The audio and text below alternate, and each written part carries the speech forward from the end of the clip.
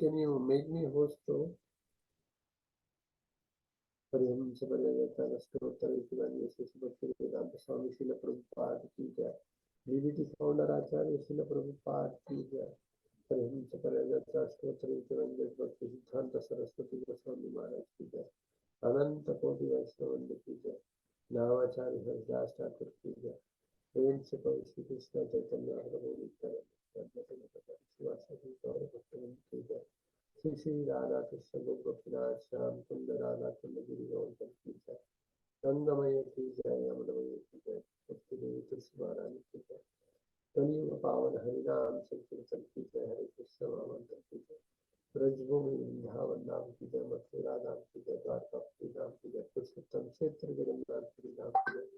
सोमदीप मायापुर धाम की जय। ट्रांसकेंडल डिस्ट्रीब्यूशन की जय। प्रसादम डिस्ट्रीब्यूशन की जय। श्रीमद भागवतम की जय। श्रीमद भगवद गीता की जय। श्री श्री जगन्नाथ बलदेव सुभद्रा माई की जय। श्री श्री निताय गौर हरि की जय। और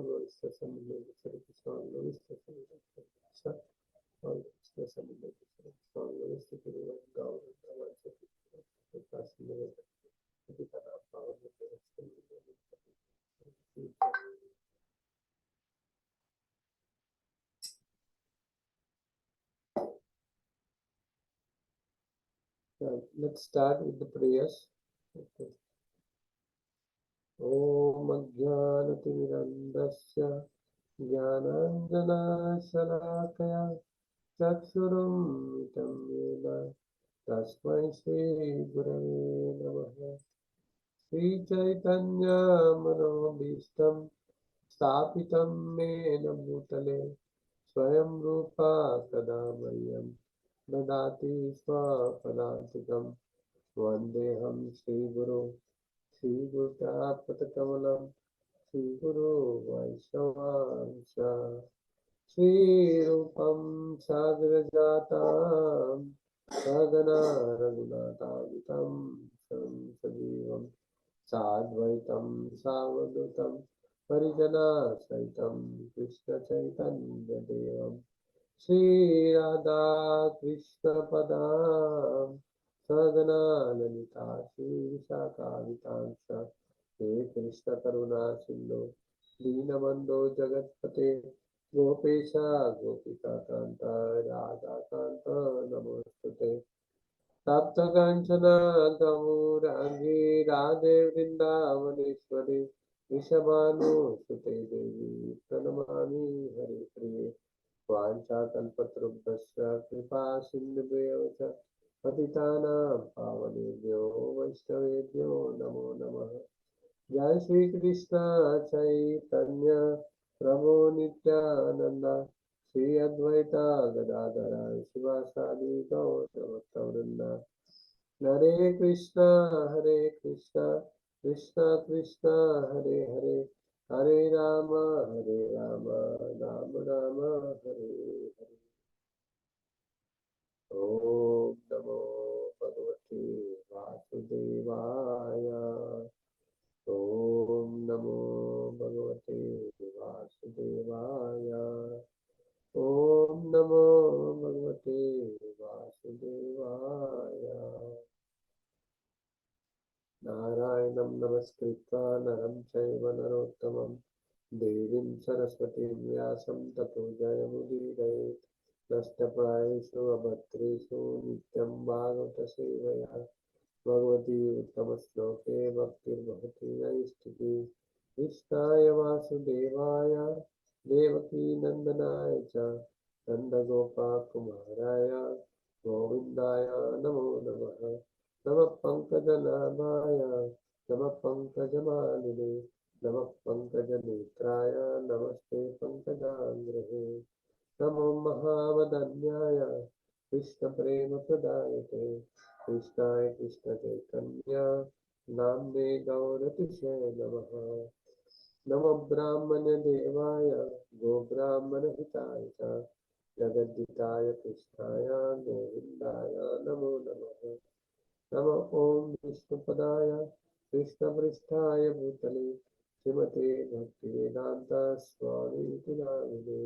नमस्ते सरस्वते देवे गौरवाणी प्रचारिणे निर्विशेष शून्यवादी पाश्चात्यदेशकारिणे। जय श्री कृष्ण चैतन्य प्रभु नित्यानंद श्री अद्वैता गदाधर शिवासादि गौरभक्तवृंद। हरे कृष्ण कृष्ण कृष्ण हरे हरे हरे राम राम राम हरे हरे। हरे कृष्ण कृष्ण कृष्ण हरे हरे हरे राम राम राम हरे हरे। हरे Krishna Krishna Krishna Hare Hare Hare Ram Ram Ram Hare Hare.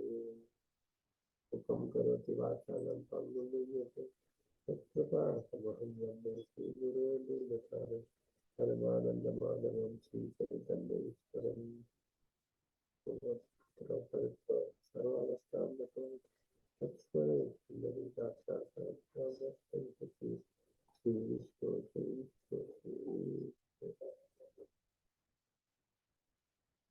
Yeah, Hare Krishna. Prabhu, did you give me the rights? Okay. Can you make me host, Prabhu, to show us? Sorry, bro. I'll make you co-host. Just a moment.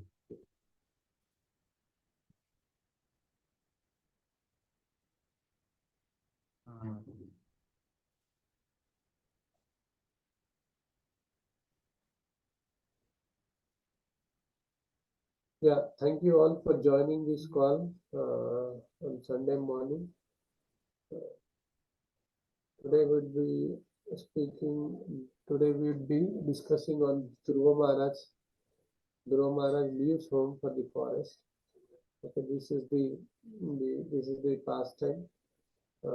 We will discuss. This is the chapter we would be discussing on today. Okay, and I thank you. Prabhuji, I'm sorry, but your voice is a little low, Prabhu. 1 second. Right?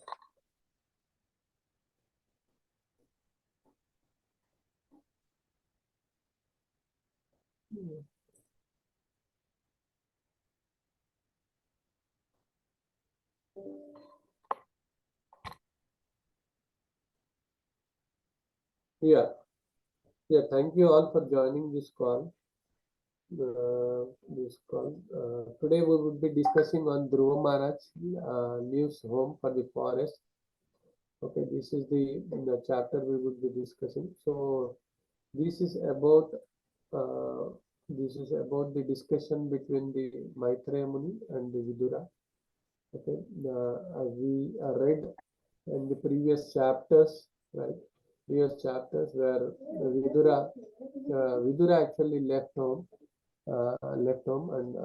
for the forest, and Vidura went on to meet with Uddhava, and he discussed with Uddhava in the previous chapters and all, and then Uddhava directed him towards Maitreya Muni.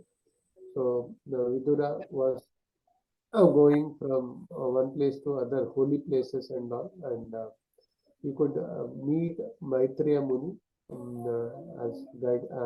as Uddhava instructed. He met with Maitreya Muni, and now the discussion between the Maitreya and Vidura is happening. Okay, so this is the chapter actually where the Maitreya and Vidura are speaking, are discussing on the past tense and all. Okay, so now they are discussing on this pastime of Dhruva Maharaj leaves home for the forest. So in the previous chapters, the Vidura asked to Maitreya about the creation and all. So to answer that question, which Vidura requested actually, right? So Maitreya is elaborating on this topics of creation and all. So in creation, we start with Brahma, the creation of Brahma, and Brahma creating the whole, all the living entities and all. So Brahma, creation of Brahma, and the secondary creation by Brahma, creation about the living entities and all. So we'll be discussing on this chapter. We'll be discussing on Brahma's lineage, and then the Brahma's lineage also consists of adharma or irreligion also. So we'll try to discuss on that. When we discuss the verses, we will try to understand. So we'll be basically the Maitreya is trying to answer the Vidura's question and all. And above this discussion is the discussion between the Sutta Goswami and the sages of Naimisharanya. Okay, so in that discussion now the Maitreya and Vidura is being discussing. So this is the past time. Okay, so in this chapter we'll be mainly dealing with the Brahma's lineage, because Brahma's lineage is a part of the creation and all. Okay, then we'll be discussing on the adharma or irreligion. So irreligion also came, or Brahma created adharma. Apart from dharma, he has also created adharma also. So we will understand how adharma was created and all. Okay, then there are we can understand the various descendants of Brahma also,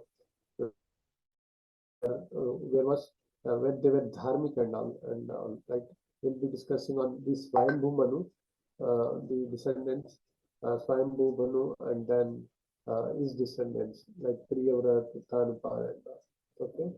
Then we would be discussing on how the uh, yeah, how the what happened, how the how was eager, even Maitreya Muni was eager to speak on the pastimes of Dhruva Maharaj, because Dhruva Maharaj was the son of the Uttanapad, and he was a king actually. Actually, he was a king who had a mercy of the Lord and all. So the pastimes of Dhruva Maharaj, that will be discussed and all. So we can understand the favoritism done by the Uttanapad towards his son Uttana, but yeah, that we can understand. And the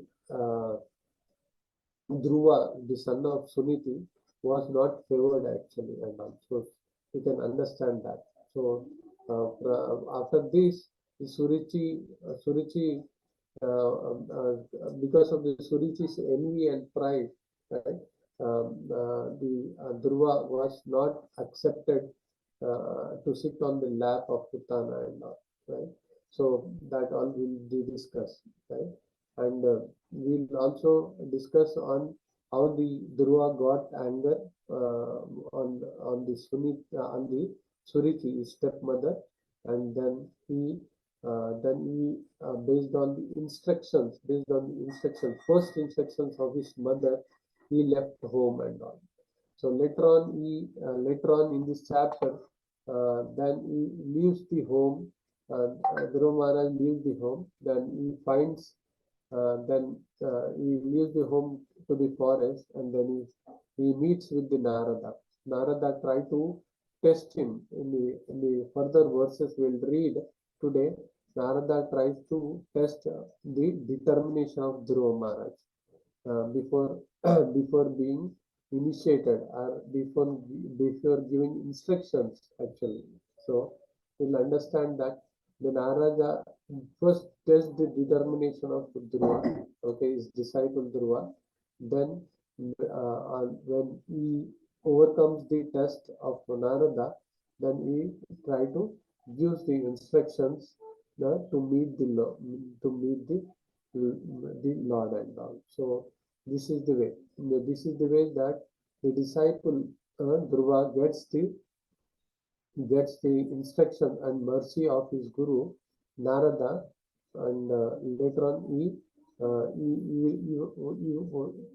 be able to meet the Krishna, right? He would be able to meet the Krishna, and he could satisfy, or whatever it will be, all the desires which he had and all.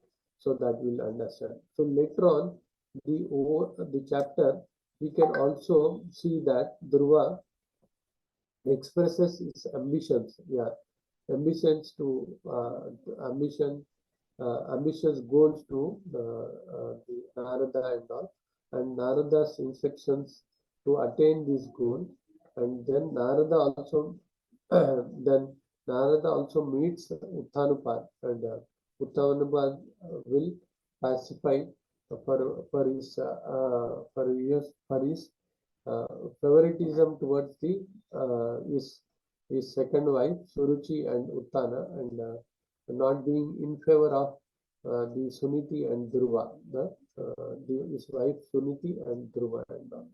So if Narada meets Uttanapad, and Uttanapad tries to pacify and pacify him. Okay. So Dhruva then do several austerities actually, and then he does meditation and all, so that he can see Krishna and all. Okay, based on the instructions given by his mother and the guidance and instructions given by the Narada. So I'm trying to share my screen. So that was the overview of the chapter. This chapter consists of more than 80 verses. Okay. Okay.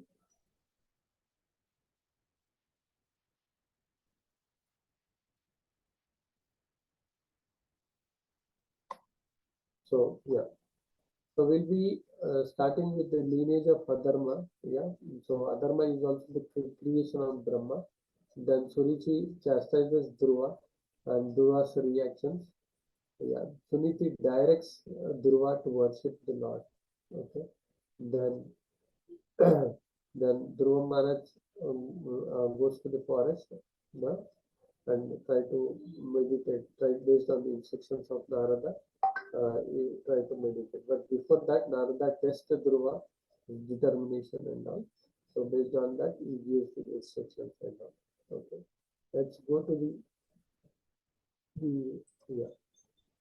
So we are reading this fourth canto, 8th chapter actually. Okay. Which is about the Dhruva Maharaj leaves home for the forest and all. So let's start with the first verse. So I'll try to recite this first verse.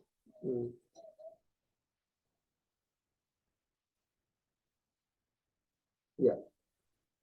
First of all, thank you for joining this call again. And though I'm not qualified to do these kinds of session, but it's a mercy of Lilananda Prabhu, Subbara Prabhu, Praveen Prabhu, and also now the Sri Gopal Prabhu.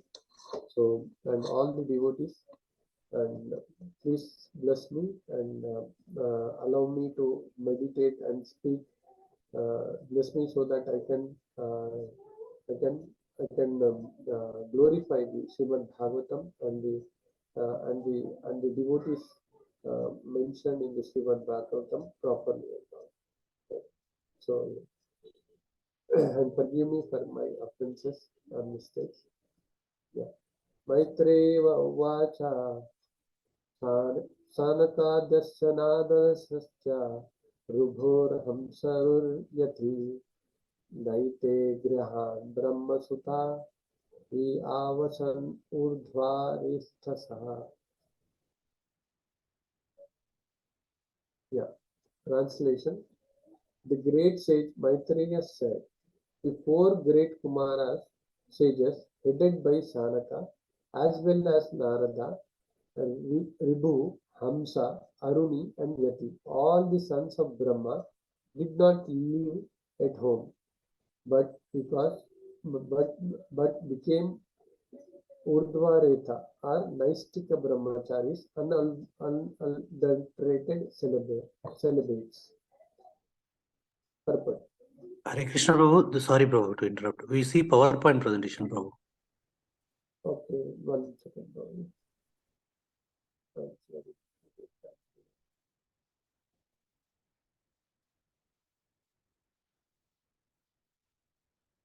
Can you see now? Yes Prabhu, thank you. Thank you Prabhuji for confirming. Yeah. So I'll read again the translation. The great sages Maitreya said, the four great Kumara sages, headed by Sanaka, as well as the Narada, Ribhu, Hamsa, Aruni, and Yati, all sons of Brahma, did not live at home, but because Urdhvareta, but became Urdhvareta, are Naistika Brahmacharis, unadulterated celibacy. Purport. Can anyone read purport, Prabhuji? Prabhuji and Mataji.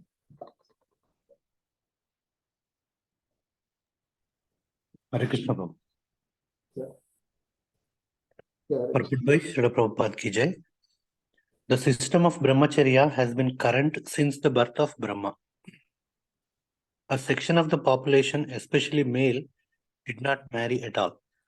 Instead of allowing their semen to be driven downwards, they used to lift the semen up to the brain. They are called Urdhva Rate Saha, those who lift up. Semen is so important that if by the yogic process one can lift the semen up to the brain, he can perform wonderful work. One's memory is enabled to act very swiftly, and the duration of life is increased. Yogis can thus perform all kinds of austerity with a steadiness and be elevated to the highest perfectional stage, even to the spiritual world. Vivid examples of brahmacharis who accepted this principle of life are the four sages Sanaka, Sanandana, Sanatana, and Sanat Kumara, as well as Narada and others. Another significant phrase here is Naite Grihan Hi Avasan. They did not live at home. Griha means home as well as wife. In fact, home means wife. Home does not mean a room or a house. One who lives with a wife lives at home. Otherwise, a sannyasi or brahmachari, even though he may live in a room or in a house, does not live at home. That they did not live at home means that they did not accept a wife, and so there was no question of their discharging semen. Semen is meant to be discharged when one has a home, a wife, and the intention to beget children. Otherwise, there is no injunction for discharging semen. These principles were followed from the beginning of creation, and such brahmacharis never created progeny. This narration has dealt with the descendants of Lord Brahma from Manu's daughter Prasuti. Prasuti's daughter was Dakshayani or Sati, in relation to whom the story of the Daksha Yagna was narrated. Maitreya is now explaining about the progeny of the sons of Brahma. Out of the many sons of Brahma, the brahmachari sons headed by Sanaka and Narada did not marry at all, and therefore there is no question of narrating the history of their descendants. Hare Krishna. Thank you. Thank you, Prabhuji. So, yeah, thank you for reading this translation. So, we can understand the lineage of Brahma here. Prabhupada is explaining about the Naistika Brahmacharis and all. So, we can understand the lineage of the Brahma's sons actually. Okay. Sanaka, Sanatana, Sanaka, Sananda, Sanatana, and Sanata Kumara. Okay. So and also the Narada and also. So Sanaka and Narada did not marry, and they in the Naistika Brahmacharis and all. Although Prabhupada has been explaining about the Grihastha, about the definition of Grihastha and all. It's not about home, but also Grihastha or the Griha means, actually Griha means it's also home and wife and all. So if Griha means the wife is also part of that Griha and all. So that is explained. So we can understand the mainly the Brahma's lineage in this particular verse. Then we'll try to go on to the second verse. Yeah. Translation. Another son of Lord Brahma was Irreligion, whose wife's name was Falsity. From their combinations were born two demons named Dhamba or bluffing, and Maya or cheating. These two demons were taken by a demon named Niriti, who had no children. Purport. It is understood herein that Adharma, irreligion, was also the son of Brahma, and he married his sister Mrisha. This is the beginning of sex life between the brother and sister. This unnatural combination of sex life can be possible in human society only where there is adharma or irreligion. It is understood that in the beginning of the creation, Brahma created not only saints, sons like Sanaka, Sanatana, and Narada, but also demonic offsprings like Niriti, Adharma, Dhamba, and falsity. Everything was created by Brahma in the beginning. Regarding Narada, it is understood that because his previous life was very pious and his association was very good, he was born as Narada. Others were also born in his own capacities according to their background.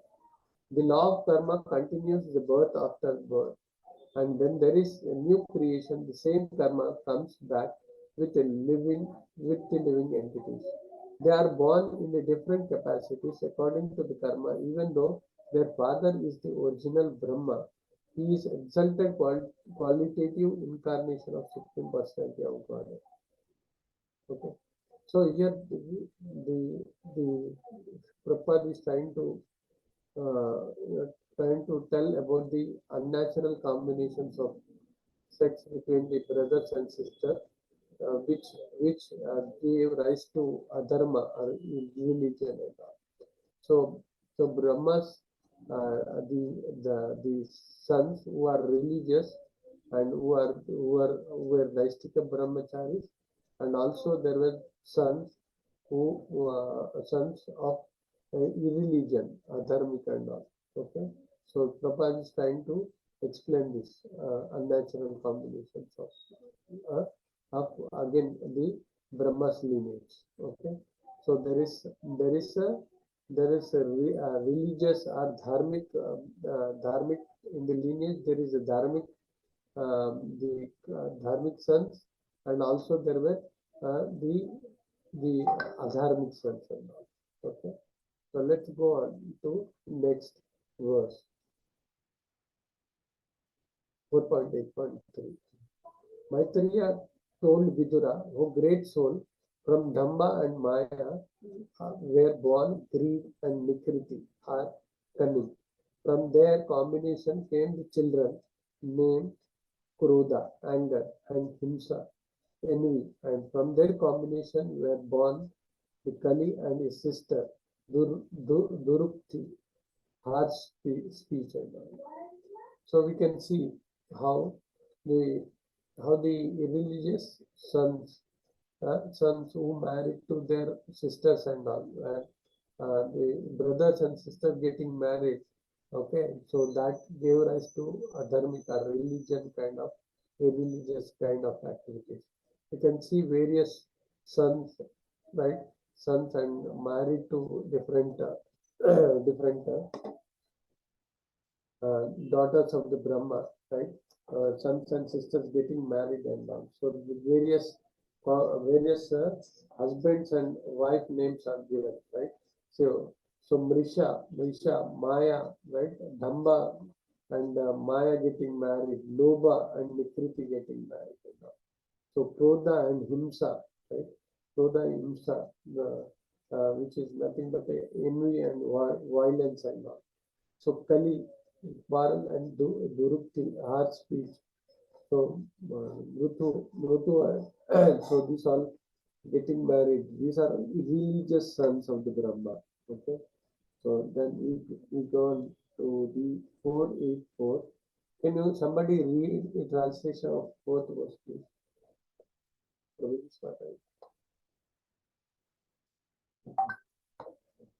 I can read, Prabhuji. Hare Krishna. O greatest of all good men, by the combination of Kali and harsh speech, were born children named Mrityu, death, and Bhiti, fear. From the combination of Mrityu and Bhiti came children named Yatana, excessive pain, and Niraya, hell. Hare Krishna. Yeah, you can understand here from the combinations of Kali and harsh speech, born the children of Mrityu and Bhiti. Mrityu is death, Bhiti is fear. So they were born. And from the Mrityu and Bhiti, Yatana, excessive pain, and Niraya, hell is born. So these are the various descendants of Brahma, the lineage of Brahma. Can you read the next translation 4.8.5? Yes. My dear Vidura, I have summarily explained the causes of devastation. One who hears this description 3 times attains piety and washes the sinful contamination from his soul. Yeah, can you read the purport also? Yes, the creation takes place on the basis of goodness, but devastation takes place because of irreligion. That is the way of material creation and devastation. Here it is stated that the cause of devastation is adharma or irreligion. The descendants of irreligion are and falsity, born one after another, are bluffing, cheating, greed, cunning, anger, envy, quarrel, harsh speech, death, fear, severe pain, and hell. All these descendants are described as signs of devastation. If a person is pious and hears about these causes of devastation, he will feel hatred for all these, and that will cause his advancement in a life of piety. Piety refers to the process of cleansing the heart. As recommended by Lord Chaitanya, one has to cleanse the dust from the mirror of the mind, and then advancement on the path of liberation begins. Here also the same process is recommended. Malam means contamination. We should learn to despise all the causes of devastation, beginning from irreligion and cheating. And then we shall be able to make advancement in a life of piety. The possibility of our attaining Krishna consciousness will be easier, and we shall not be subjected to repeated devastation. The present life is repeated birth and death, but if we seek the path of liberation, we may be saved from repeated suffering. Hare Krishna. Thank you, Prabhuji. So here the Brahma's lineage or the Brahma's lineage is being explained again, right? Where all the cheating, greed, cunning, bluffing, anger, these all are the descendants of Brahma and all. So Prabhupada is explaining here, and apart from that, it is where the religion or devastation, adharma or religion will be devastated and all. So creation by the Brahma and devastation is also being explained here. So only one thing here Prabhupada also writes is about the cleansing of heart. Okay, so he compares the mind, right? Mind is like a mirror, and mirror is full of the dust, right? Full of the dust. So mind has to be cleansed and all. So cleansing of the heart.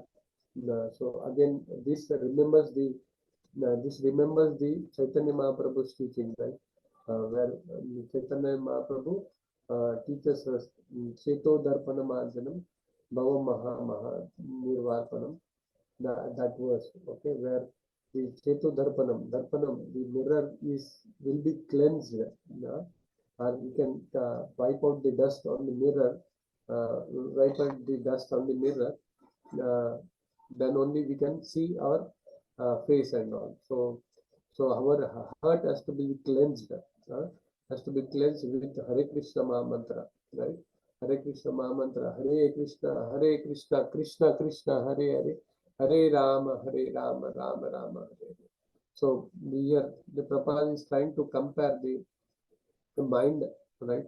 Mind where it is full of the dust with the mirror, right? Mirror is also full of the dust. So cleansing of the heart, cleansing of the mind and heart is being explained here. Okay, so how to follow the process of Chaitanya Mahaprabhu, okay, and try to chant for cleansing the heart and all. Okay, let's go to next verse. So from these words we can understand the descendants of Brahma, right? Descendants of Brahma who were actually pious kings actually. They were pious kings, and they were standing towards the religious things and all. Okay, so we can understand.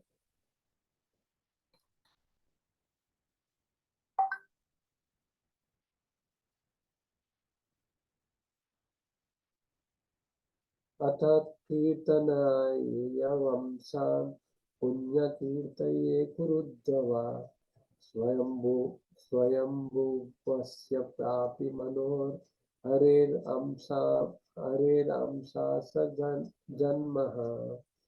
So here the Maitreya continues, O best of Kuru dynasty, I shall now describe to you the descendants of Swayambhu, who are born as a part of the plenary expansion of Supreme Personality of Godhead. Okay, so here Maitreya is trying to explain the Vidura, okay, Vidura about the descendants of Swayambhu Manu. Okay, so yeah, can anybody read the purport, please? Hare Krishna, Akinchana Priya Prabhuji, all glories to Srila Prabhupada. Thank you so much, Prabhuji. Let me read. Lord Brahma is a powerful expansion of the Supreme Personality of Godhead. Although Brahma is Jiva Tattva, he is empowered by the Lord and therefore is considered a plenary expansion of the Supreme Godhead. Sometimes it happens that when there is no suitable living being to be empowered to act as a Brahma, the Supreme Lord himself appears as Brahma. Brahma is the plenary expansion of the Supreme Personality of Godhead, and Swayambhuva Manu was the direct son of Brahma. The great sage Maitreya is now going to explain about the descendants of this Manu, Swayambhuva Manu, all of whom are widely celebrated for their pious activities. Before speaking of these pious descendants, Maitreya has already described the descendants of impious activities, representing anger, envy, unpalatable speech, quarrel, fear, and death. Purposely, therefore, he is next relating the history of the life of Dhruva Maharaj, the most pious king within this universe. Hare Krishna. Hare Krishna. Thank you, Viraj. So we have already read in the previous verses about the impious descendants. Now we are starting now with this purport with the pious descendants. So a part of pious descendants is the Swayambhu Manu, right? And also the son of the Swayambhu Manu, Uttanapad, Priyavarat and Uttanapad. And so in the next verses we'll be discussing on that. So again the son of Uttanapad, right? Uttanapad, the Dhruva Maharaj was the son of Uttanapad. So we'll be discussing on this, the pious descendants from this verse and all, right? So that is this all. So who is discussing? Maitreya is discussing with Vidura about this pious descendants of Brahma. Okay. We'll move on to the next verse.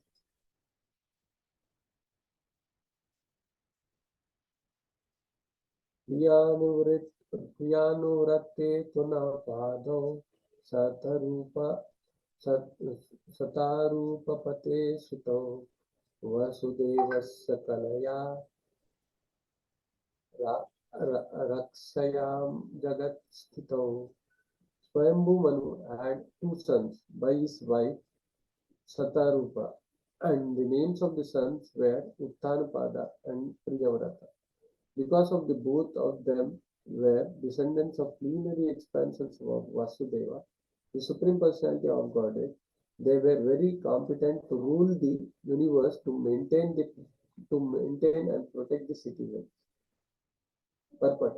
It is said that these two kings, Uttanapada and Priyavrata, are specifically empowered by the Supreme Personality of Godhead, unlike the great king Rishabha, who is the Supreme Personality of Godhead himself.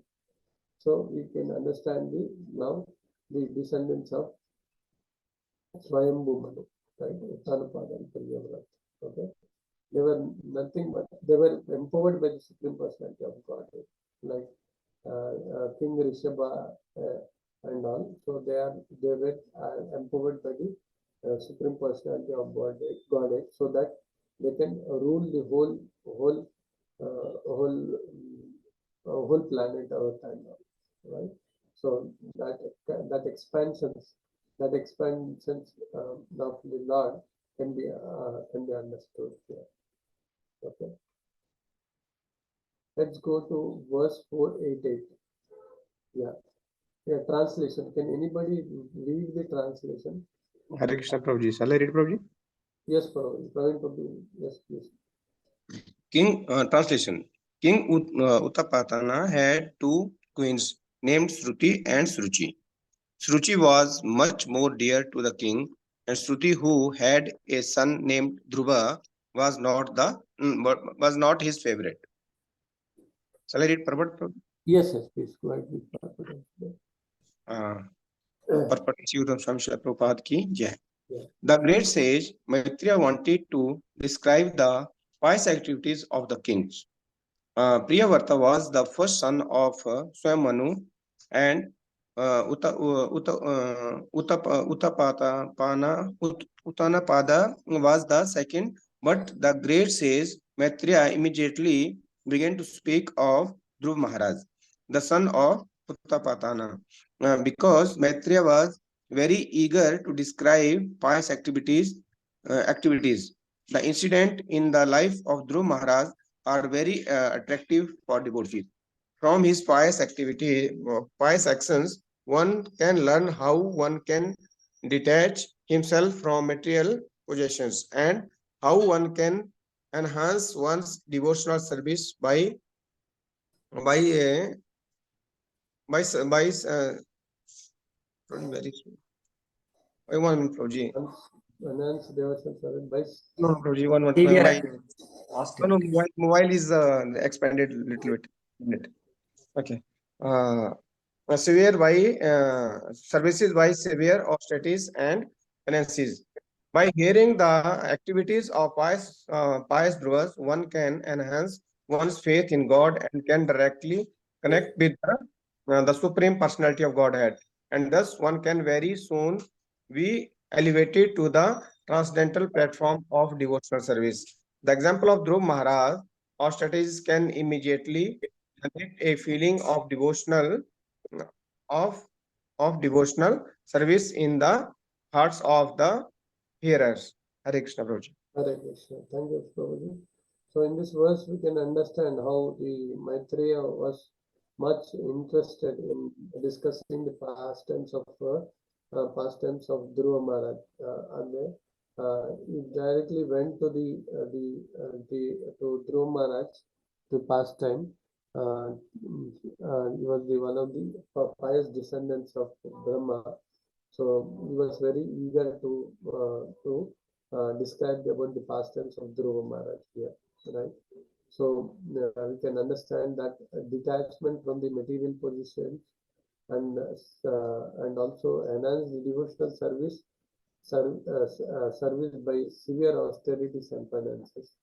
So these the severe austerities and penances which Dhruva Maharaj had, right, to see Krishna, right, to meet Krishna, and all that all will be described in the next verses. So so hearing hearing about the transcendental, about the pastimes of these about the pious sons of Brahma, right? Will enhance faith in God, and it will connect directly to the Supreme Personality of God. So that is what being explained by Prabhupada here. So yeah, so eagerness is being showed, right? Eagerness is being showed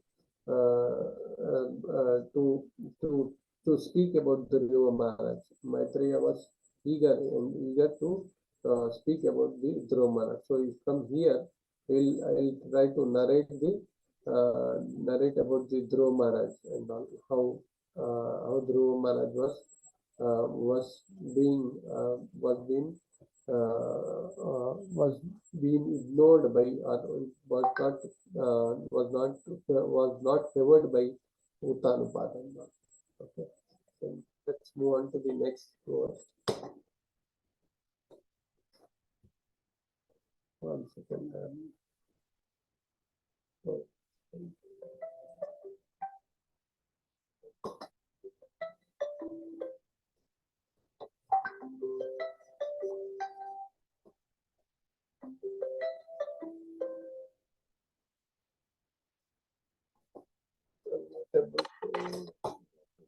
One second.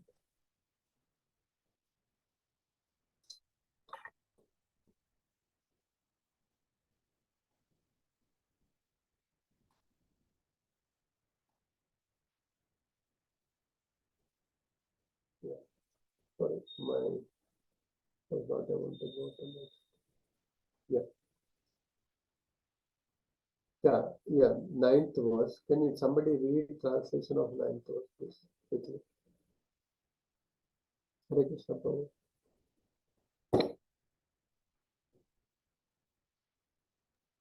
I can read probably if nobody reads.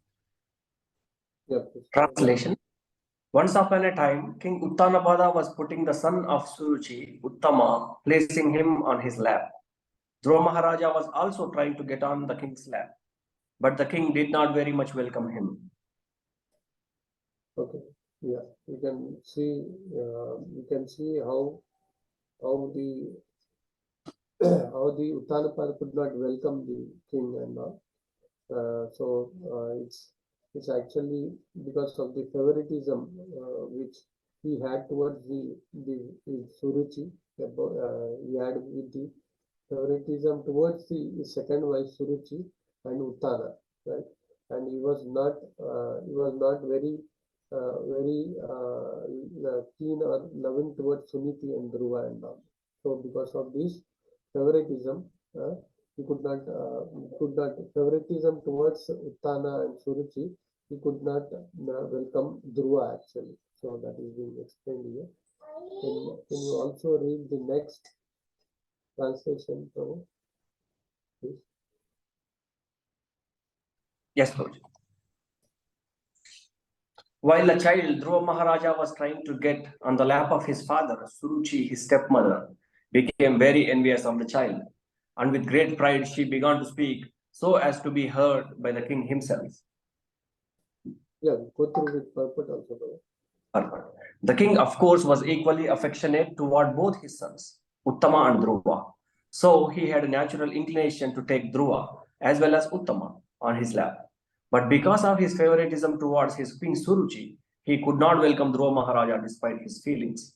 King Uttanapada's feeling was understood by Suruchi, and therefore, with great pride, she began to speak about the king's affection for her. This is the nature of woman. If a woman understands that her husband regards her as a favorite and is especially affectionate to her, she takes undue advantage. These symptoms are visible even in such an elevated society as the family of Swayambhu. Therefore, it is concluded that the feminine nature of woman is present everywhere. Hare Krishna. Yeah, Hare Krishna. Thank you, Prabhuji. So you can understand how if a husband is affectionate towards a wife, then she takes the undue advantage. Is being explained here. So Suruchi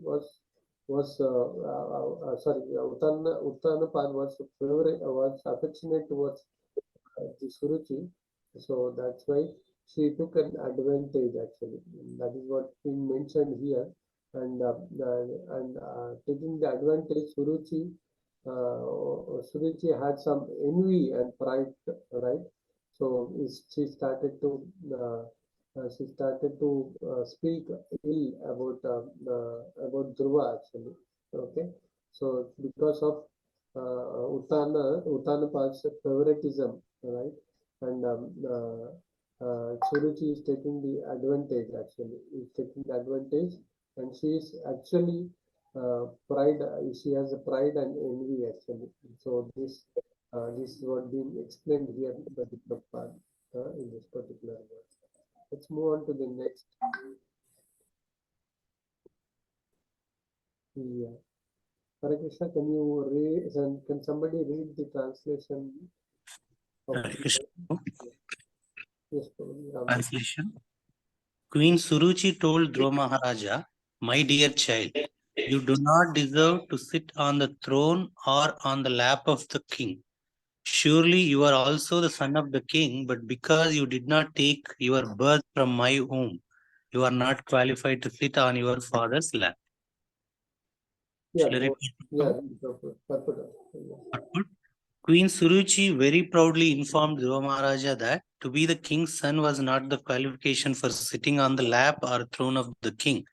Rather, this privilege was dependent on one's having taken birth from her womb. In other words, she indirectly informed Dhruva Maharaja that although he happened to be born of the king, he was considered an illegitimate son because of his birth from the womb of other queen. Hare Krishna. Okay. Yeah. So here the Prabhupada is trying to explain here are the about the Suniti, right? Sorry, about Suruchi actually. So Suruchi was saying was saying that you don't deserve actually.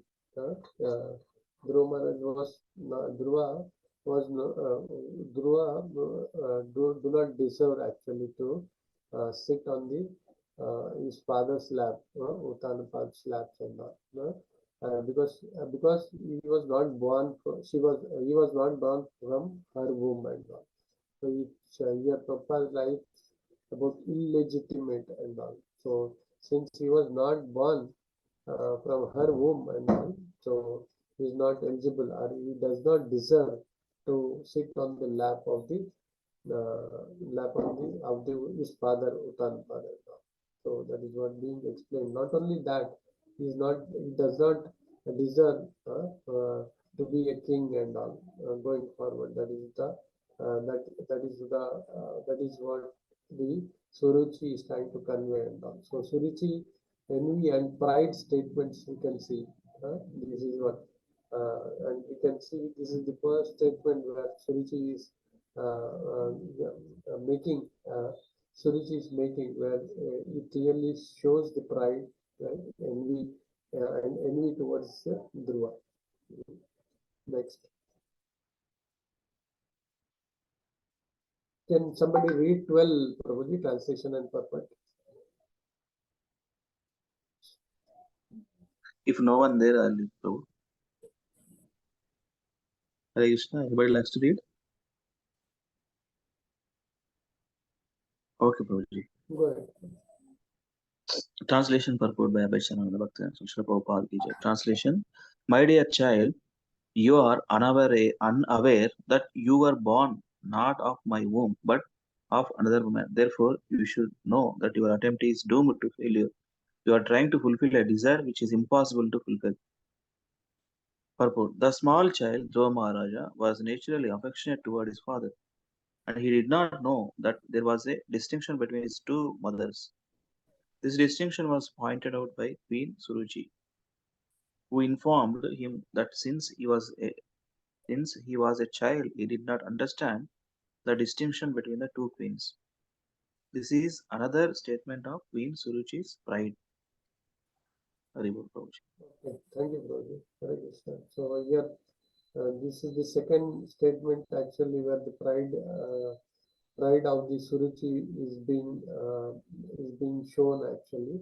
So, Suruchi is trying to tell that it is impossible desire actually. Desire. Actually, Dhruva Maharaj was very young. He was 5 years old, just 5 years old, and he did not understand. He did not understand where his father is making he's seeing the difference between the two queens and all. So he did not understand that, but taking this advantage, Suruchi was taking this advantage of our affection, Uttanapad's affection towards her. She became pride and all, right? She became pride, and she tried to speak the Dhruva with envy and pride and all. Okay. Yeah, let's go on to the next. Yeah, translation 13. If you at all desire to rise to the throne of the king, then you have to undergo severe austerities.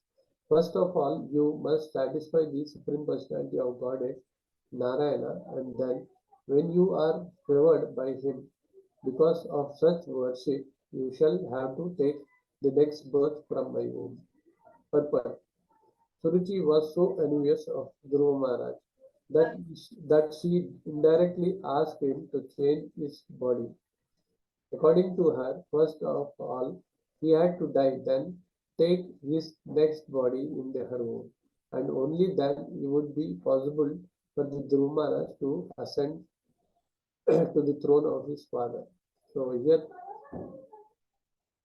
the Suruchi is trying to tell the Dhruva Maharaj to actually worship the Lord, she's actually telling him to die actually, then take birth in her womb, so that he can sit in the lap, sit in the lap of Uttanapad, or he can sit on the throne of the kingdom and all. So he's actually telling the Dhruva Maharaj to die actually, okay, in this verse. So, but one thing is important thing he is asking him to worship actually, worship the Lord, so that he can take the birth and all. But the telling the Dhruva Maharaj to die was again the envy and pride kind of statement. Okay, so that is being said by Suruchi and all.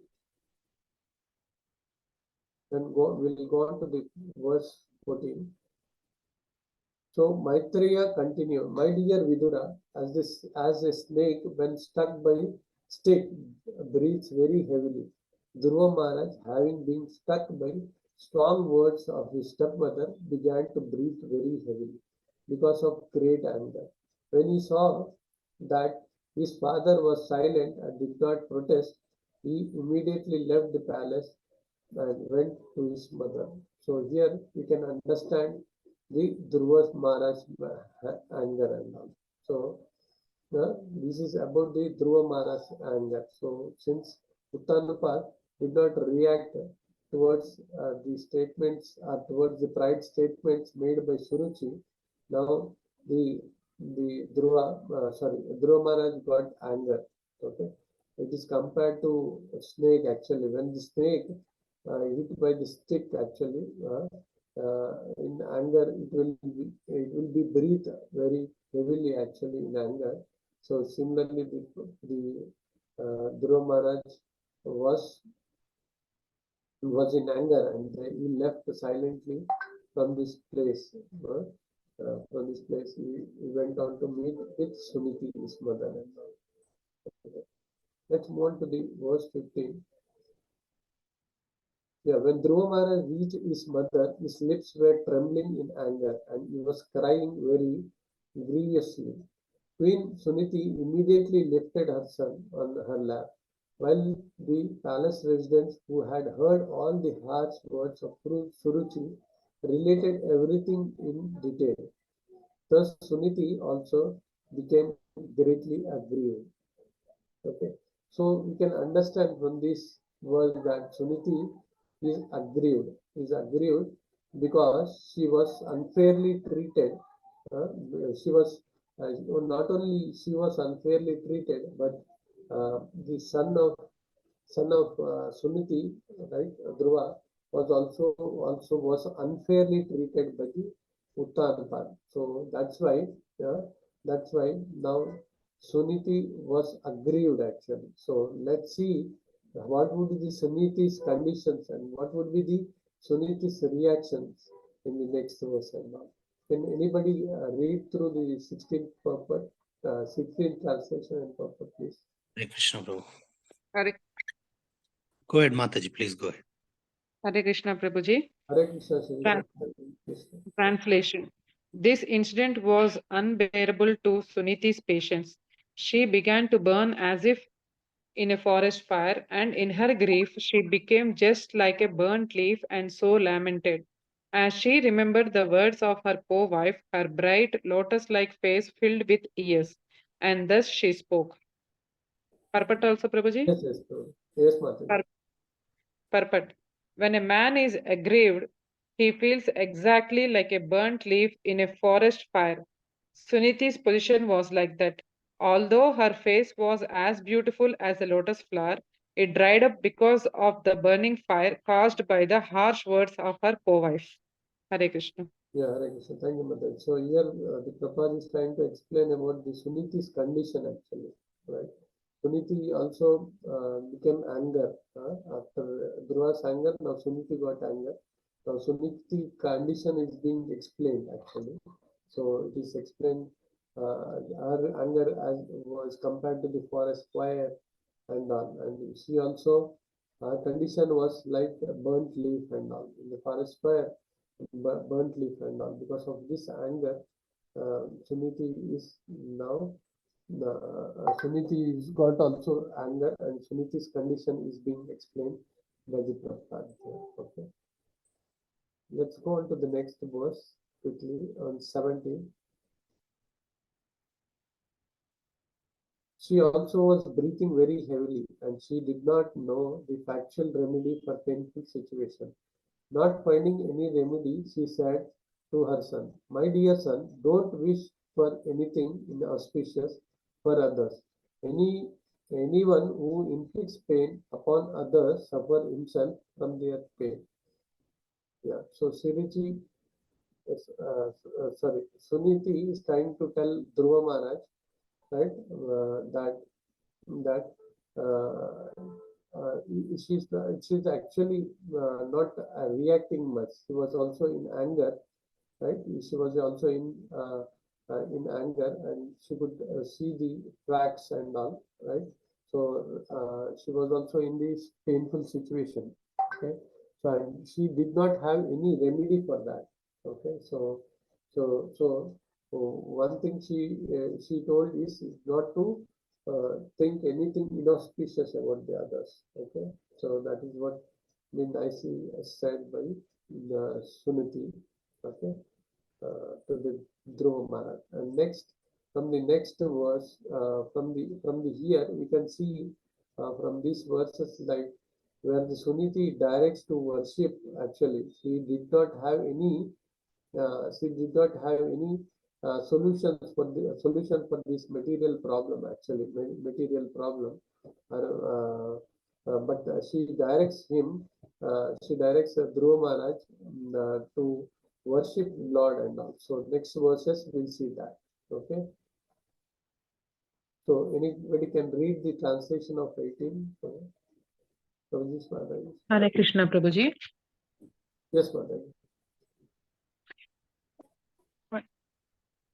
Suniti said, "My dear boy, whatever has been spoken by Suruchi is so because the king, your father, does not consider me his wife or even his maidservant.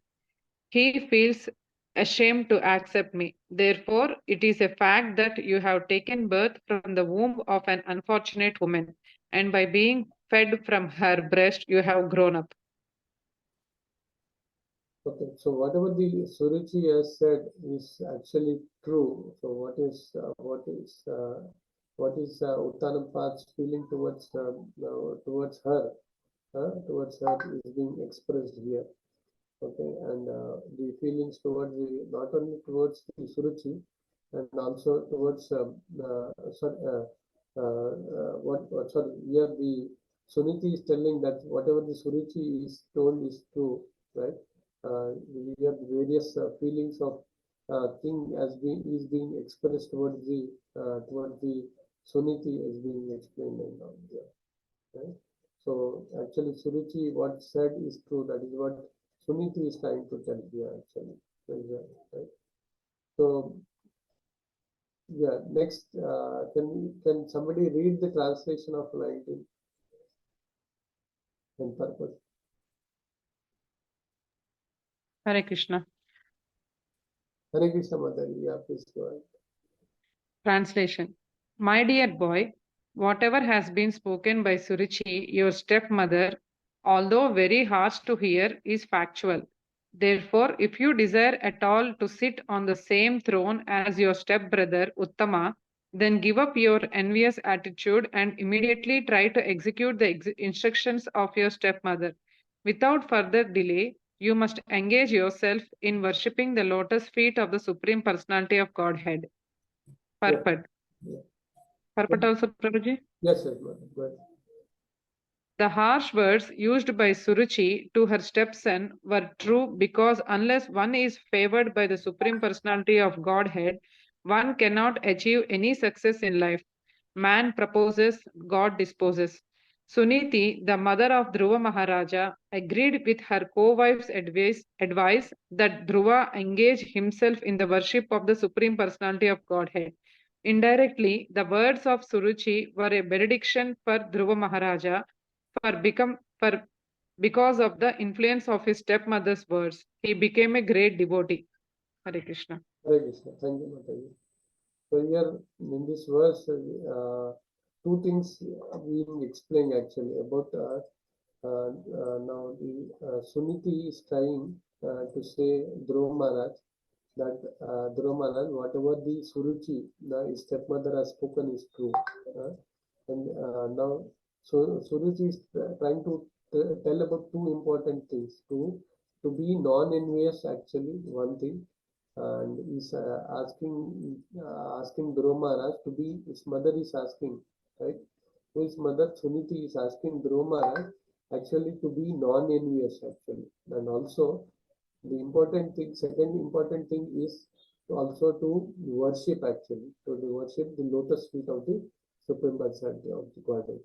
So here his mother is giving two instructions. One is to be non-envious and to begin worship towards the Supreme Personality of Godhead. Okay, so here we can see that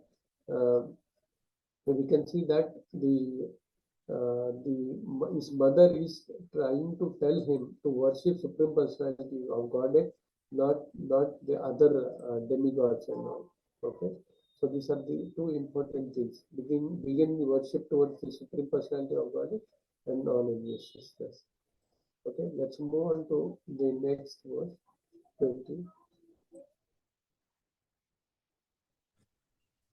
Yeah, Suniti continued. The Supreme Personality of Godhead is so great that simply by worshipping his lotus feet, your great grandfather, Lord Brahma, acquired the necessary qualifications to create this universe. Although he is unborn and is the chief of all living creatures, he is situated in that exalted post because of the mercy of the Supreme Personality of Godhead, whom even great yogis worship by controlling the mind and regulating the life air prana. Purport. Suniti cited the example of Lord Brahma, who was Dhruva Maharaj's great grandfather. Although Lord Brahma is also a living being, by his penances and austerities, he acquired the exalted position of creator of this universe by the mercy of the Supreme Lord. To become successful in any attempt, one not only has to undergo severe penances and austerities, but also must be dependent on the mercy of the Supreme Personality of God. This indication has been given to Dhruva Maharaj by his stepmother and was now confirmed by his mother Suniti. Okay. So here in this verse actually is his mother actually Suniti is trying to explain how his forefathers and grandfathers, how they worship the Supreme Personality of Godhead and how they received their mercy and all. So Brahma worshipped here the example of his great grandfather Brahma, right? Dhruva's great grandfather Brahma, how he worshipped actually Supreme Personality of Godhead, and he received the mercy of the Lord actually to create the universe and all. So, okay, so the Suniti is trying to give the example of his great grandfather. So that is what we said here, and we'll see in the 21, right? What Suniti tried to tell again to his son and all. Can anybody read this 21 translation and purport, please? Hare Krishna Prabhu. Translation. Suniti informed her son, your grandfather Swayambhuva Manu executed great sacrifices with a distribution of charity, and thereby with unflinching faith and devotion he worshipped and satisfied the Supreme Personality of Godhead. By acting in that way, he achieved the greatest success in material happiness and afterwards achieved liberation, which is impossible to obtain by worshipping the demigods. Purport. The success of one's life is measured by one's material happiness in his life and liberation in the next. Such success can be achieved only by the grace of the Supreme Personality of Godhead. The words Ekamatya mean concentrating one's mind on the Lord without deviation. This process of undeviating worship of the Supreme Lord is also expressed in Bhagavad Gita as Ananya Bhak. That which is impossible to obtain from any other source is also mentioned here. Other source refers to worship of the demigods. It is especially stressed here that the opulence of Manu was due to his undeviating faithfulness in the transcendental service of the Lord. One who diverts his mind to worshipping many demigods to obtain material happiness is considered bereft of intelligence. If anyone wants even material happiness, he can worship the Supreme Lord without deviation. And persons who are desirous of liberation can also worship the Supreme Lord and achieve their goal of life. Hare Krishna. Thank you. Hare Krishna. Thank you. Thank you. So here it is being explained that how now after great grandfather, now grandfather Manu has worshipped the Lord, the Supreme Personality of the Lord. Okay, so he was rewarded. He was rewarded with both material happiness and also the liberation. So when we try to worship the Supreme Personality of Godhead, Krishna, right? We will be able to give us the material happiness and liberation. So Swayambhu Manu was the example for that. In the previous verse, where Brahma, Suniti was telling about the example of Brahma. Now in this verse, she is giving the example of Manu, where Brahma also received the mercy actually of the Lord. After worshipping the Supreme Lord, he received the mercy to create this universe. Now the Manu also, after worshipping the Lord, he got both material happiness and also later on he also received the liberation and all. So Suniti is trying to give the example of his great grandfathers to the Dhruva Maharaj and instruct him to worship the Supreme Personality of Godhead. So Srila Prabhupada is trying to write very nicely in this purport, right? That if you try to go and worship the demigods, right, you may get the material happiness, but the liberation, the liberation is not possible, and you will end up in this material life, or you will be in these activities of life, birth, old age, and disease. Okay, these activities. So if you try to worship, try to Supreme Personality of Godhead, you will be given, the mercy, you will receive the mercy of both material happiness and liberation and all. So that is being explained here, right? So is actually Suniti is trying to encourage his son to worship Supreme Personality of Godhead, trying to give the examples of his great grandfathers and all, grandfather and great grandfathers and all. Yeah. Can anybody quickly read the 22nd translation and purpose, please? I want to Hare Krishna Prabhu, I can read. Yes, Roy, please go ahead. My dear boy, you also should take shelter of the Supreme Personality of Godhead, who is very kind to his devotees. Persons seeking liberation from the cycle of birth and death always take shelter of the lotus feet of the Lord in devotional service. Becoming purified by executing your allotted occupation, just situate the Supreme Personality of Godhead in your heart and without deviating for a moment, engage always in his service. Purport by Srila Prabhupada Ki Jai. The system of Bhakti Yoga described by Queen Suniti to her son is the standard way of God realization. Everyone can continue in his constitutional occupational duties and at the same time keep the Supreme Personality of Godhead within his heart. This was also instructed by the Lord himself to Arjuna in Bhagavad Gita. Go on fighting, but keep me within your mind. That should be the motto of every honest person seeking perfection in Krishna consciousness. In this connection, Queen Suniti advised her son that the Supreme Personality of Godhead is known as Bhritya Vatsala, which indicates that he is very kind to his devotees. Uh, she said, "You came to me crying, having been insulted by your stepmother, but I am unable to do any good for you. But Krishna is so kind to his devotees that if you go to him, then the combined kindness of millions of mothers like me will be surpassed by his affectionate and tender dealings. When everyone else fails to mitigate one's misery, Krishna is able to help the devotee." Queen Suniti also stressed that the process of approaching the Supreme Personality of Godhead is not easy, but is sought after by great sages who are very advanced in spiritual realization. Queen Suniti also indicated by her instruction that Dhruva Maharaj was only a small child, 5 years old, and it was not possible for him to purify himself by the way of karma kanda. But by the process of bhakti yoga, even a child less than 5 years old or anyone of any age can be purified. That is the special significance of bhakti yoga. Therefore, she advised him not to accept worship of the demigods or any other process, but simply to take to the Supreme Personality of Godhead, and the result would be all perfection.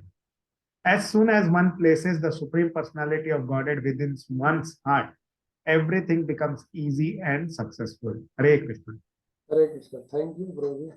So this is very nice translation and purport actually. If we can meditate on this, then we can understand many things actually. See, we can see here if you see here we have to be in the we should not leave our occupational duties. That is what. So occupational duties we have to perform. Through the occupational duties we get purified and all. That is what the Prabhupada is trying to write in the purport. So, in order to do prescribed duties, right? Prescribed duties. We should not leave our occupational duties. That is what is being explained. Actually, here not only that. Now Suniti is trying to explain his son the worship towards the demigods and also worship towards the Supreme Personality of Godhead. So, right, worship towards the demigod, which is nothing but a karmakandic worship and all, and the worship towards the Supreme Personality of Godhead. So, Suniti is trying to tell Dhruva Maharaj that if you worship the demigods, they may give you may receive the mercy and they may give the benedictions, but that will keep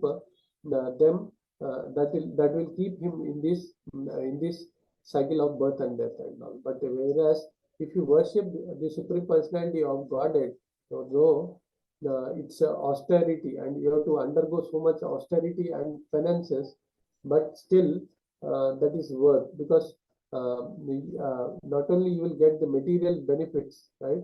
That is as Manu has received, but you also you will also attain the supreme perfection actually. You will get the liberation, and you can get the devotional service, and you can perfect to the life. So these two kinds of worship, karmakandic worship and worship towards the Supreme Personality of Godhead, is being compared here, right? So one important thing is here is about the based on our conditioned life. So based on our conditioned life, to maintain our body, right?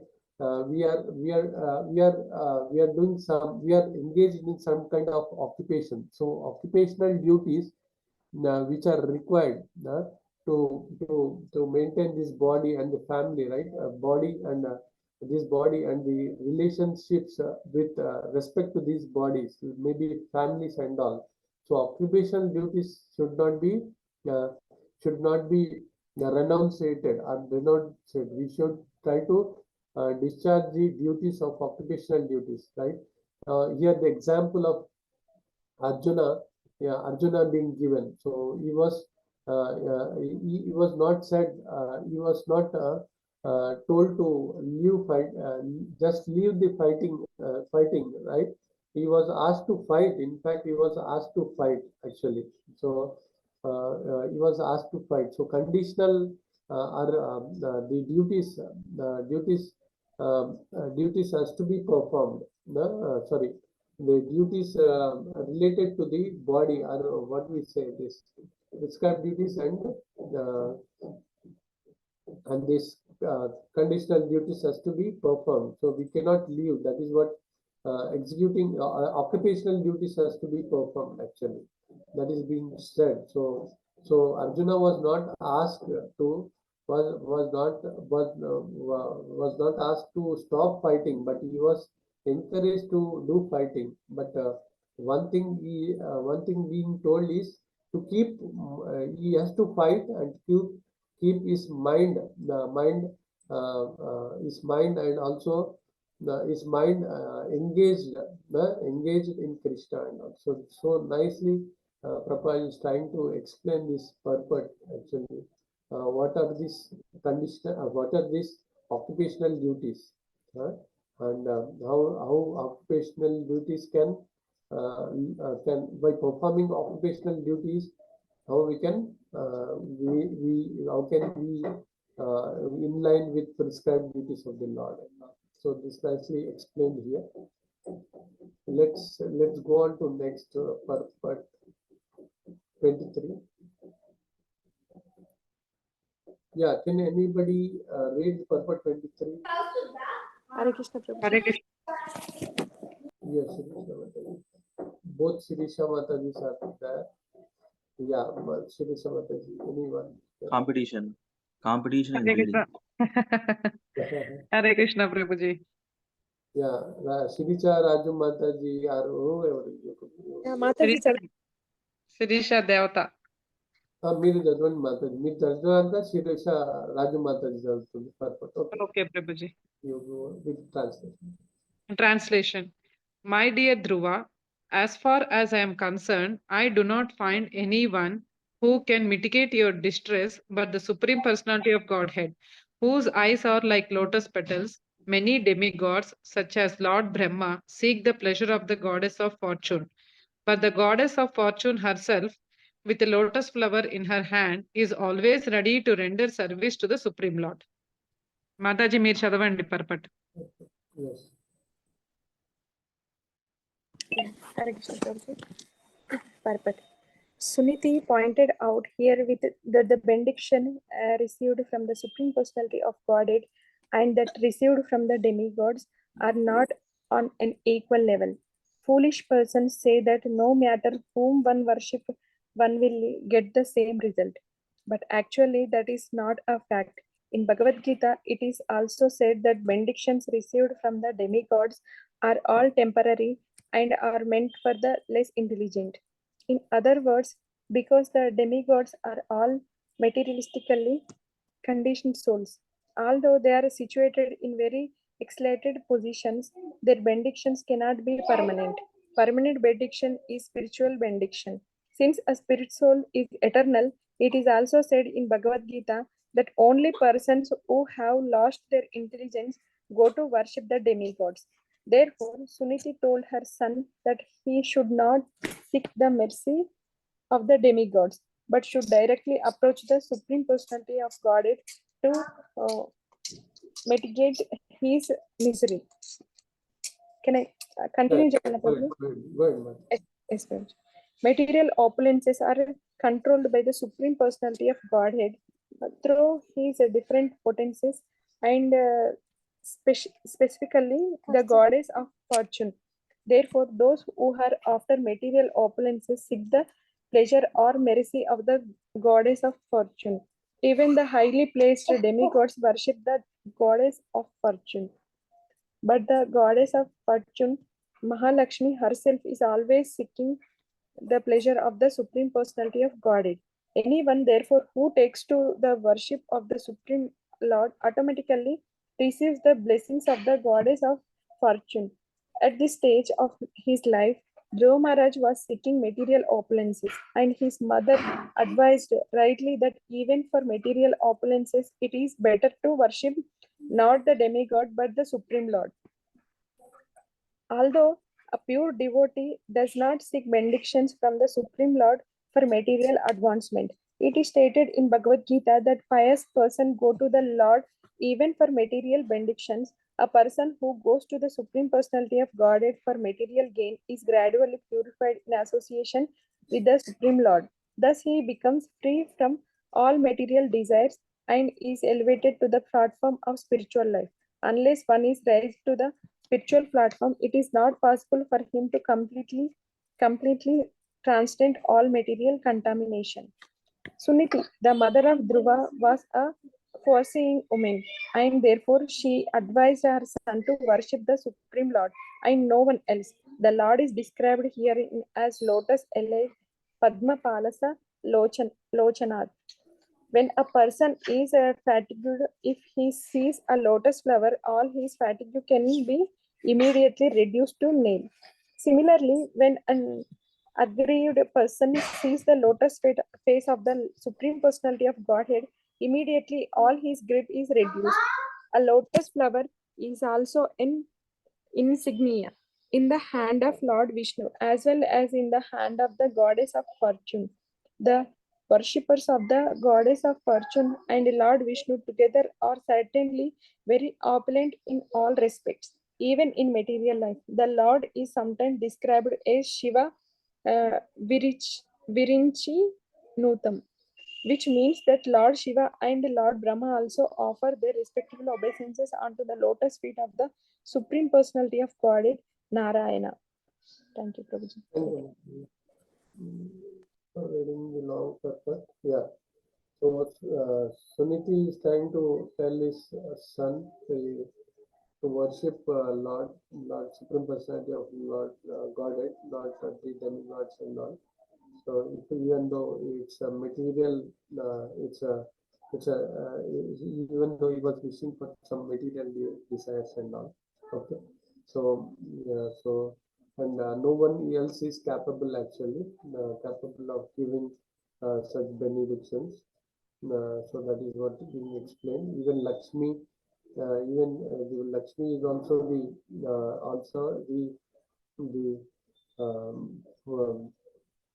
even Lakshmi has to approach Narayan actually. Okay, approach Narayan. So for the material benefits also. That is what being explained here. So that is what being explained. So no one is closely actually capable of giving such kind of benefits. That is being explained. So yeah, so even Lakshmi is also engages in service of the Narayan. That is being explained here. From the next verse, actually, let's from the next verse, actually, the Dhruva's determinations will be into test. Just go on.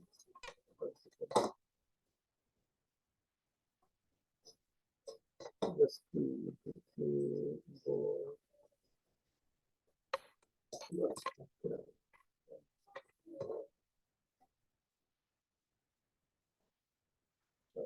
Not able to go to next.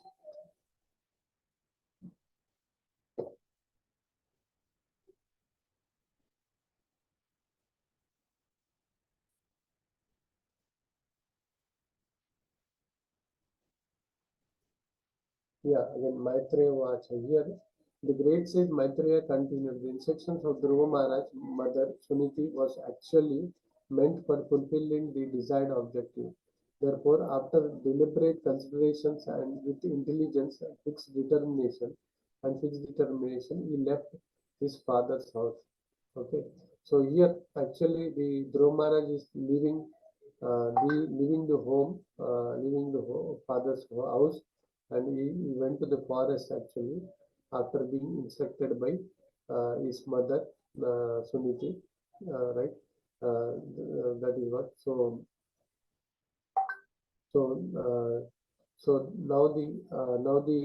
the test of Dhruva Maharaj, determination will be tested actually by the Narada and stuff. So both the mother and son were lamenting Dhruva Maharaj having been insulted by the stepmother, and his father was not having taken any step on this issue, but mere lamentation is useless. One should find out the means to mitigate one's lamentation. Thus, both the mother and son decided to take the shelter of lotus feet of the Lord.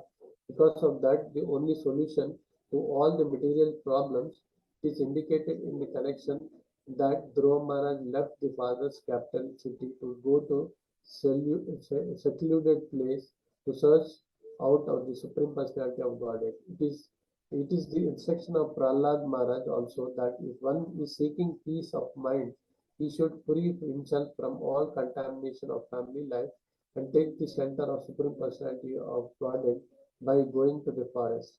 In the Gaudiya Vaishnava, the forest is the forest of Vrindavan. If one takes shelters of Vrindavana, under Vrindavaneshwari Srimad Radharani, certainly all the problems of his life will be solved very easily.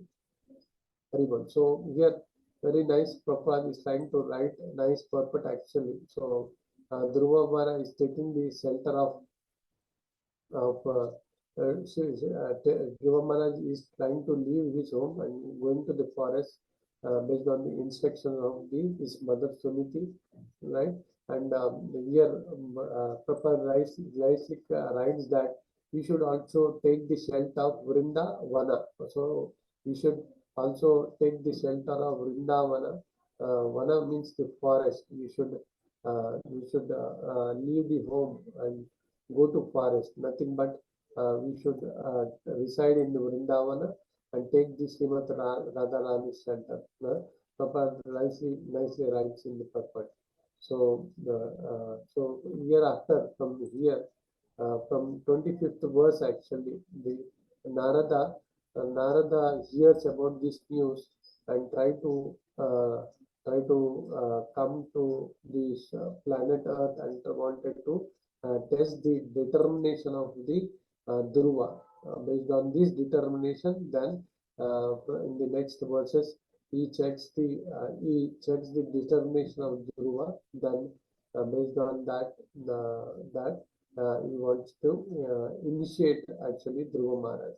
So Narada also checks the determination, then he gives instruction how he can meet the Krishna, how he can meet Krishna and receive his mercy and all in the next verses and all. So it's already 9. So I think from 25 verse it will be taken in the next session and all. Okay, so just 2 minutes of recap we'll do. Okay, so yeah, we have been discussing about the discussion actually happening between the Maitreya and Vidura actually. So in the previous chapters of this canto we could understand that the the Uddhava has directed Vidura to Maitreya. Now the Maitreya and Vidura are discussing this. So this pastime of Dhruva Maharaj actually, Dhruva Maharaj. So in this chapter we have started the discussion with lineage of Brahma. Why we have discussed the lineage of Brahma? Because the Brahma. Because of the previous questions which Vidura asked about the creation and also. So Brahma is also the part of the creation of Krishna, and secondary creation created by the Brahma being explained here. In a sense, Brahma's lineage, it started with Brahma's lineage, the unnatural combinations of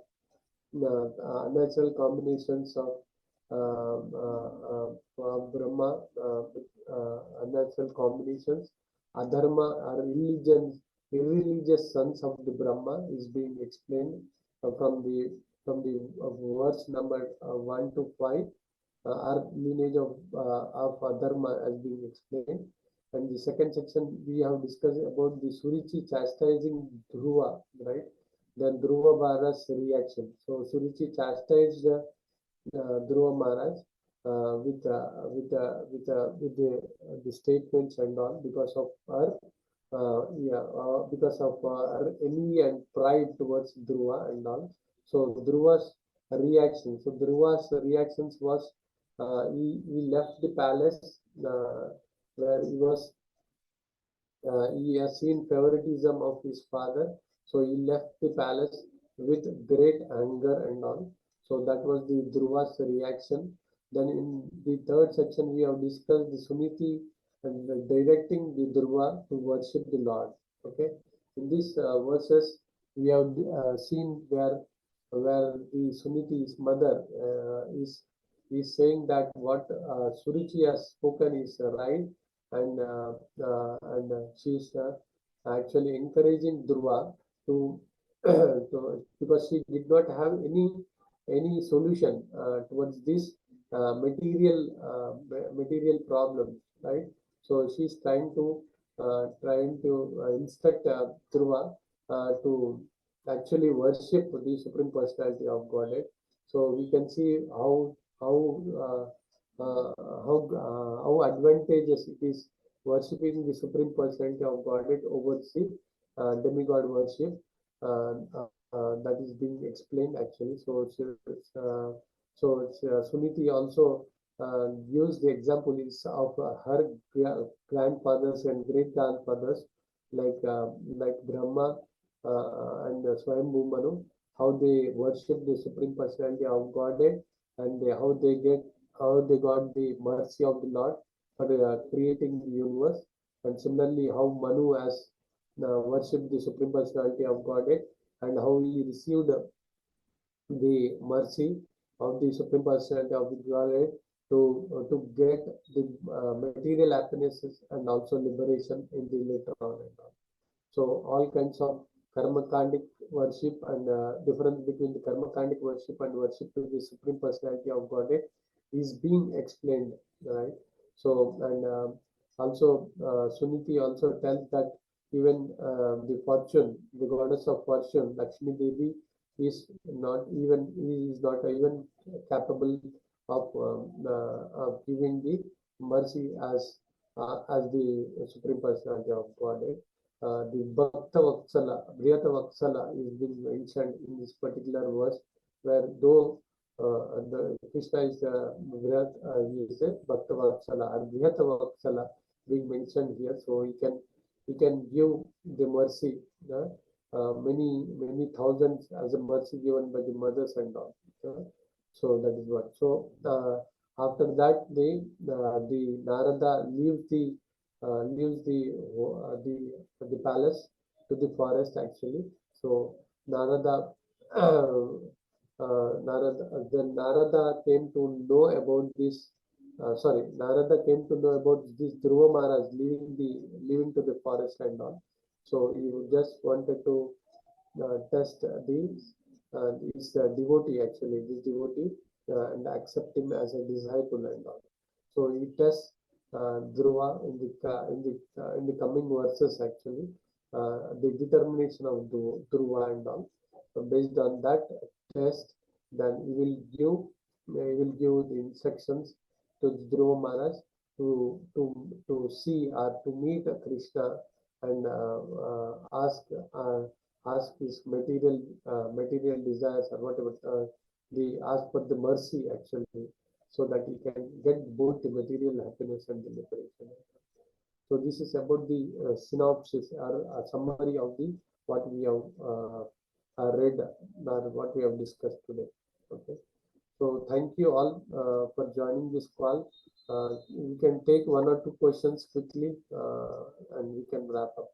I'm sorry for anything misunderstood or anything spoken incorrectly and all. And please forgive for that. And please, if you have any questions, we can discuss. Hare Krishna. Hare Krishna, Akinchana Priya Prabhuji, Dandavat Pranam. Prabhuji, there is no, I don't have any questions, but I just want to thank you so much for doing a wonderful class. Your sincerity shows up, Prabhuji. You have prepared so well. Thank you so much, Prabhuji. Thank you, Prabhuji. Hare Krishna. Hare Krishna, Prabhuji, Dandavat Pranam. It's a wonderful chapter you started.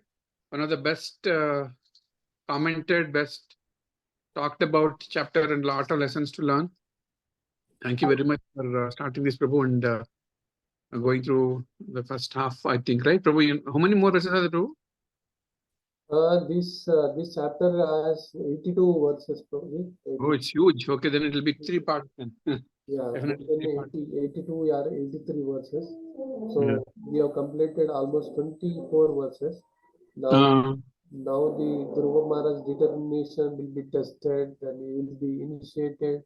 He will be initiated and accepted as a disciple. Then again the Dhruva Maharaj will be given the instructions by Narada. Then that all. Then Narada, then Dhruva Maharaj will see Krishna, right? Will do some penances and austerities, and then Krishna, then he'll see Krishna, he'll receive benedictions. Then there's pacification of Uttanapad, and happens. Narada pacifies him. So this all the part of this chapter.